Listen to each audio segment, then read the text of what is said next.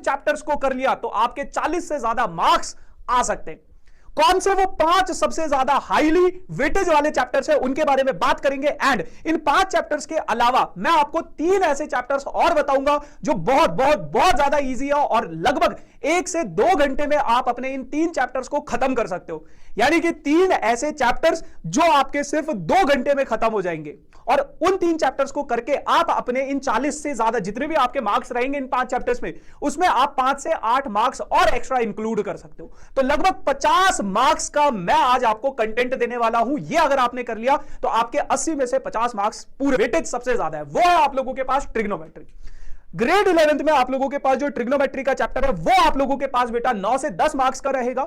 अगर मैं इसके इंपॉर्टेंट पार्ट्स की बात करूं कि कौन सी ऐसी चीजें हैं जो इस चैप्टर में आपको फोकस कर रही है, देखो यार trigonometry is all about your formula.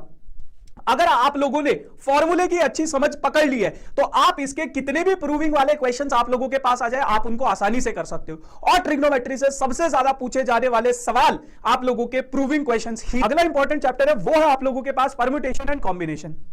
देखो यार परम्यूटेशन एंड कॉम्बिनेशन बहुत बहुत ही ज्यादा कॉन्सेप्चुअल चैप्टर है।